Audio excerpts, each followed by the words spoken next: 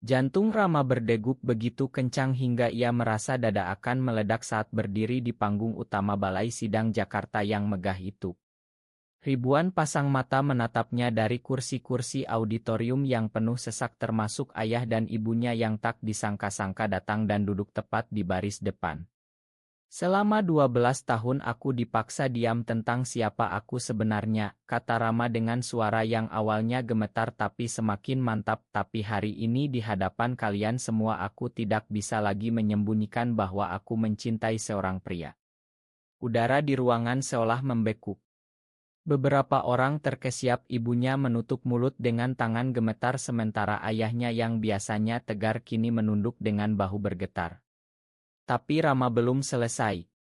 Ia menarik napas dalam dan mulai menceritakan semuanya dari awal. Semua berawal di sebuah desa kecil di pinggiran Surabaya saat ia berusia 16 tahun. Keluarga Rama adalah keluarga yang sangat dihormati di kampung. Ayahnya Pak Haji Rahman seorang tokoh masyarakat yang rutin mengimami sholat Jumat di masjid desa. Ibunya Bu Siti perempuan lembut yang selalu sibuk menyiapkan makanan untuk tetangga saat lebaran. Mereka punya harapan besar pada Rama, anak sulung satu-satunya. Kamu harus jadi teladan anak laki-laki yang kuat, kata ayahnya setiap kali melihat Rama bermain bola dengan teman-teman. Tapi sejak kecil Rama sudah merasa berbeda. Ia tidak tertarik pada gadis-gadis di sekolah seperti teman-temannya.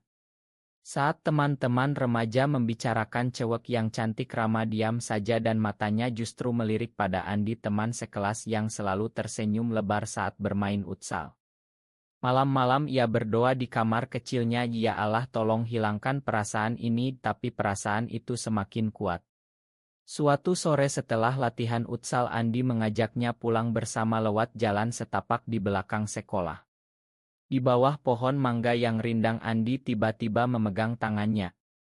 Aku juga merasa sama Raman, bisiknya. Hati Rama berbunga-bunga tapi sekaligus ketakutan. Mereka mulai bertemu diam-diam di gudang belakang masjid saat maghrib. Cuma berpegangan tangan berbagi cerita tentang mimpi-mimpi mereka. Andi ingin jadi dokter, Rama ingin jadi guru. Tapi rahasia itu tak bertahan lama.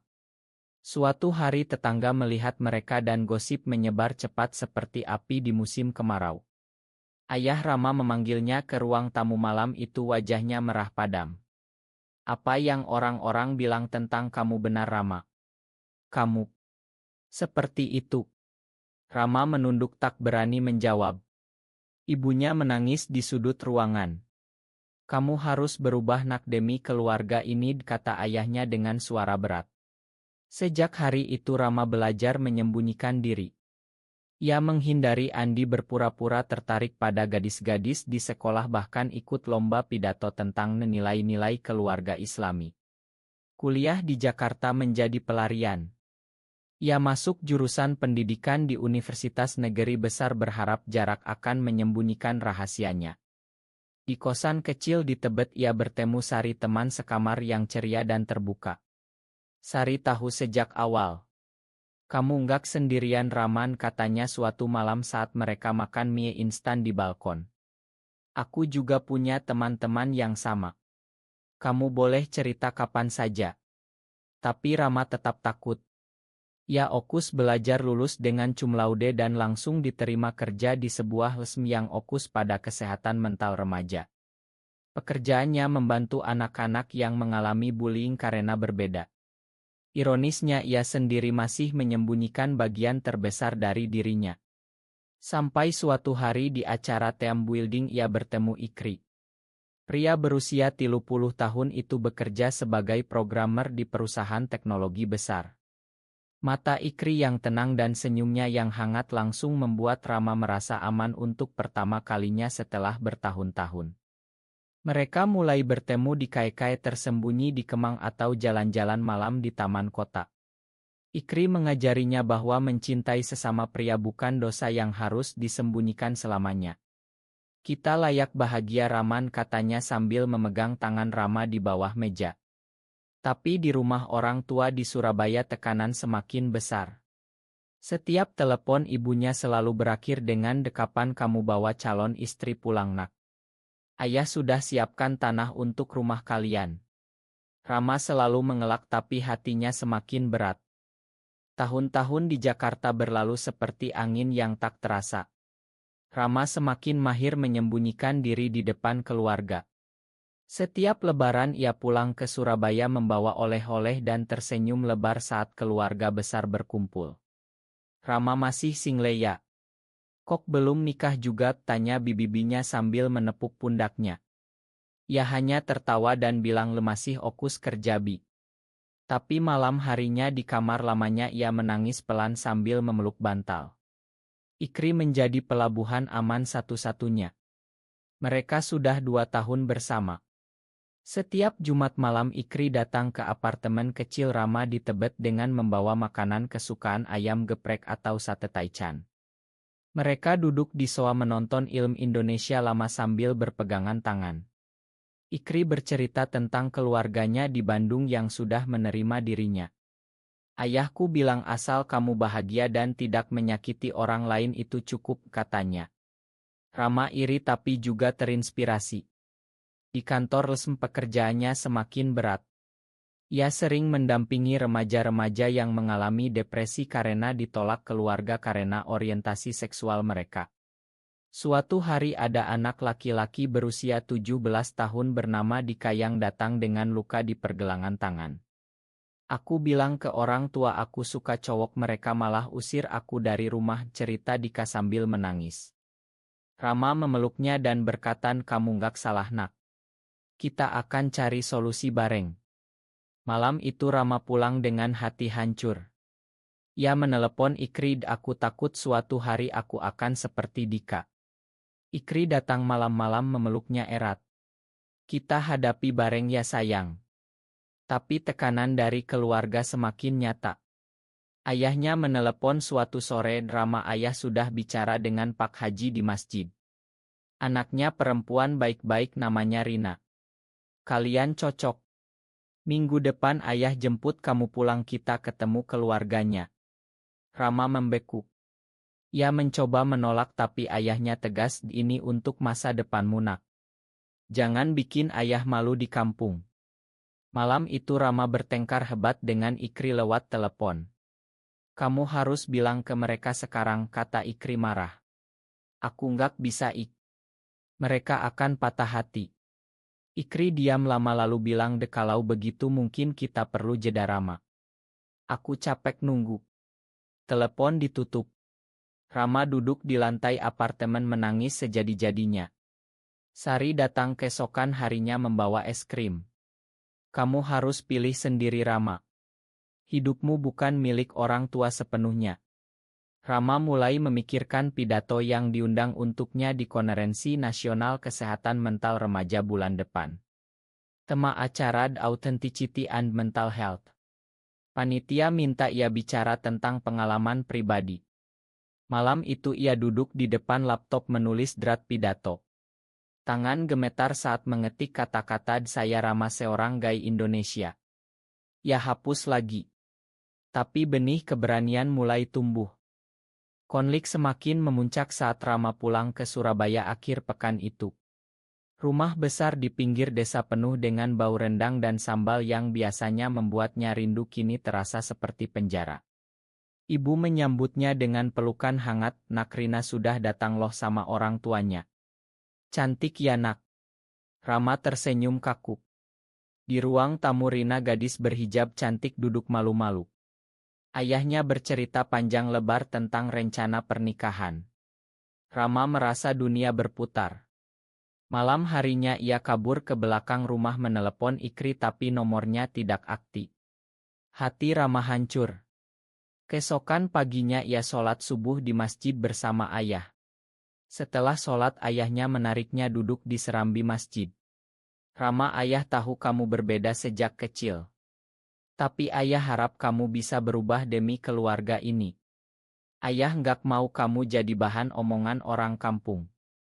Air mata Rama jatuh tanpa suara. Ia ingin berteriak, aku nggak bisa berubah ya, tapi lidahnya keluh. Kembali ke Jakarta, Rama semakin tenggelam dalam pekerjaan. Ia membantu puluhan remaja tapi dirinya sendiri semakin kacau. Sari mengajaknya ke kai kecil di Kemang. Kamu harus datang ke konferensi itu, Rama. Ini kesempatanmu untuk bebas. Malam itu Rama menulis pidato sampai larut. Ia cerita tentang hari-hari menyembunyikan diri, tentang rasa bersalah saat sholat, tentang mimpi buruk di mana ayahnya mengusirnya dari rumah. Tapi juga tentang harapan, tentang cinta yang ia rasakan untuk Ikri yang tulus. 2 hari sebelum konferensi, Ikri muncul tiba-tiba di depan apartemennya membawa bunga mawar merah. Aku nggak bisa jauh darimu, Rama. Ma, aku marah kemarin. Mereka berpelukan lama. Ikri bilang, apapun keputusanmu aku dukung. Tapi jangan sembunyikan lagi siapa kamu. Rama mengangguk. Ia memutuskan untuk menyertakan cerita pribadinya dalam pidato. Malam sebelum acara ia sholat Isya panjang di musola apartemen memohon kekuatan. Hari konferensi tiba. Balai sidang penuh dengan peserta dari seluruh Indonesia. Rama mengenakan kemeja putih dan celana hitam sederhana, tangannya dingin berkeringat. Ia melihat ayah dan ibunya duduk di baris depan. Mereka datang karena panitia undang keluarga pembicara, bisik panitia. Rama terkejut tapi juga takut. Saat namanya dipanggil, ia naik ke panggung dengan langkah berat. Lampu sorot menyilaukan. Ia mulai bicara tentang statistik depresi remaja di Indonesia. Suaranya stabil. Lalu ia beralih ke cerita pribadi. Saya Rama. Saya Gai. Selama 12 tahun saya sembunyikan ini dari orang tua saya yang paling saya cintai. Saya takut mereka akan malu, takut kehilangan mereka. Ruangan hening. Rama melanjutkan menceritakan rasa sakit saat menolak, perasaan asli rasa bahagia saat bertemu Ikri, dan ketakutan kehilangan segalanya. Air mata mulai mengalir di pipinya. Di baris depan ibunya menangis terseduh, ayahnya memegang tangan ibu dengan erat, bahunya berguncang. Rama selesai dengan kalimat, keberanian mengungkap jati diri bukan untuk menyakiti tapi untuk hidup utuh. Saya harap keluarga saya bisa memakan dan menerima saya apa adanya. Tepuk tangan menggelegar. Tapi Rama hanya melihat orang tuanya. Setelah acara ayahnya mendekat, matanya merah. Kita pulang dulu nak, katanya pelan. Di hotel malam itu keluarga mereka bicara sampai subuh. Ayahnya bilang, ayah butuh waktu, Rama. Tapi ayah sayang kamu. Ibunya memeluknya erat, ibu sudah curiga lama nak. Ibu cuma mau kamu bahagia. Keesokan harinya Rama kembali ke Jakarta dengan hati lebih ringan. Ikri menunggunya di bandara dengan pelukan hangat. Kamu hebat sayang, bisiknya. Mereka menghabiskan akhir pekan di apartemen berbicara tentang masa depan. Rama mulai terbuka dengan rekan kerja. Beberapa teman mendukung, beberapa masih kaget tapi tak ada yang menjauh. Di kampung berita pidato menyebar cepat. Beberapa tetangga menghubungi ibunya tapi ibunya tegas, anak saya baik-baik saja. Yang penting dia bahagia. Rama pulang lagi ke Surabaya 2 minggu kemudian. Kali ini ayahnya memeluknya lama di depan pintu. Ayah bangga kamu berani nak. Ma, ayah dulu keras. Mereka duduk bersama di teras makan durian sambil bercerita. Ayahnya mulai bertanya tentang Ikri. Bawa dia ke sini suatu hari, katanya pelan. Rama tersenyum lebar. Di Jakarta hubungannya dengan Ikri semakin dalam. Mereka merencanakan liburan ke Bali. Di pantai Kuta saat matahari terbenam, Ikri berlutut memegang tangan Rama. Mau nggak kita jalani hidup ini bersama selamanya? Rama menangis bahagia dan mengangguk. Mereka berpelukan erat di bawah langit jingga. Rama merasa akhirnya utuh. Sekarang Rama hidup dengan lebih bebas. Ia terus bekerja di LES membantu lebih banyak anak muda. Keluarganya perlahan menerima. Setiap bulan ia telepon ayah dan ibu, cerita tentang hari-harinya termasuk tentang Ikri. Ibu sudah mulai bertanya kapan Ikri kesini lagi nak. Ayahnya masih belum sepenuhnya nyaman tapi tak lagi menekan pernikahan dengan perempuan. Rama sering mengajak Sari dan teman-teman baru ke rumah makan bersama. Ia belajar bahwa keberanian bukan akhir tapi awal dari perjalanan panjang penerimaan. Suatu malam di balkon apartemen Rama memandang lampu-lampu Jakarta yang berkelap-kelip. Ia tersenyum mengingat semua perjuangan. Ikri memeluknya dari belakang. Kamu sudah bebas sekarang. Ya Rama sudah bebas. Tapi pertanyaan yang selalu menggantung di benaknya dan mungkin di benak banyak orang seperti dia adalah, benarkah mengungkapkan jati diri selalu membawa kedamaian bagi semua orang yang terlibat atau kadang justru memerlukan pengorbanan yang menyakitkan di awal? Benar atau salah?